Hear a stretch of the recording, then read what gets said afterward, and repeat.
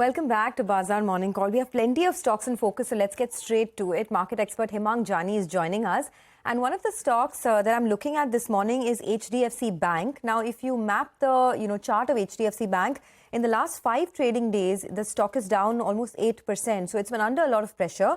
And yesterday, though, we saw the first signs of delivery-based buying in HDFC Bank. So that is an indication. I mean, is there a turnaround coming through? There was large delivery volumes of over 3,070 crores of buying is what we saw in HDFC Bank yesterday. So, of course, the market needs HDFC Bank to, support it for that recovery to happen as well. So, let's get Hemang into this discussion. Hemang, I wanted your thoughts here. At this 1530 price, is the risk-reward favorable in a stock like HDFC Bank? Yeah, good morning, Sonia. So HDFC Bank has corrected about 10% in the recent weeks, and the ADR premium also has shrunk to more than 12-month low. As investors are a little watchful on the growth and the ROE recovery in the merged entity. And when we look at a couple of developments, this entire additional provisioning of 10,000 crore to meet the compliance requirements surely has come as a bit of a surprise, and which is why we saw that 4 to 5% kind of a knock. But I think when we look at the valuations and combine that with the possible growth that the company can deliver, see, currently it is quoting at about 2.1 times March 25 and about 2.85 times March 24 adjusted book.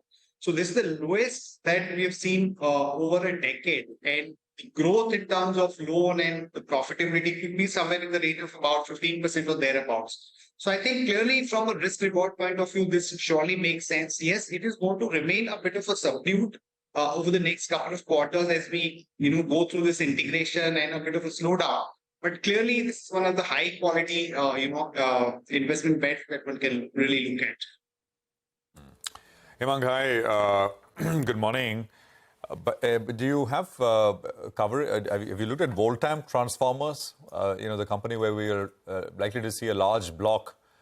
Again, the stock's done extremely well over a long period of time. Any thoughts here? And specifically, we don't cover this one, but I think when we look at the captives and the equipment space, the overall traction in terms of growth, order book, that continues. There is a lot of appetite. So if there is any large block which is available, and if it is at a good amount of discount, surely there is going to be a lot of appetite with it. Hemang Jani is still with us. Hemang, just a couple of names coming your way. One is MCX.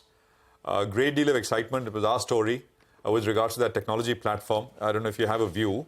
And then if you want to come in on Sundaram Finance, which has woken up over the last 3-4 days and is starting to move. It's perhaps the bluest of blue chips in terms of the NBFC space. So your thoughts, go on. Yeah, so MCX clearly, if they are able to successfully migrate to the TCS platform, that would be a big trigger. And as we all know that because of the extended, time that they took to really do that migration, they had to shell out on a per quarter basis, almost about 150 crore additionally.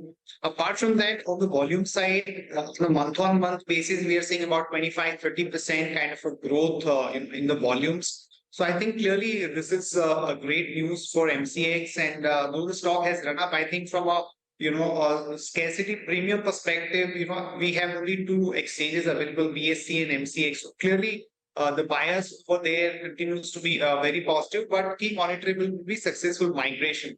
Coming to Sundaram Finance, I think NBFC as a space, we are seeing a bit of attraction, though NIM's last quarter were not that great.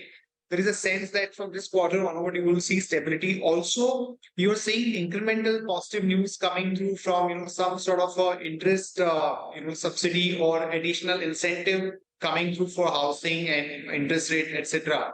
So those kind of news will have some rub-off on NBFCs and particularly in the housing finance ones.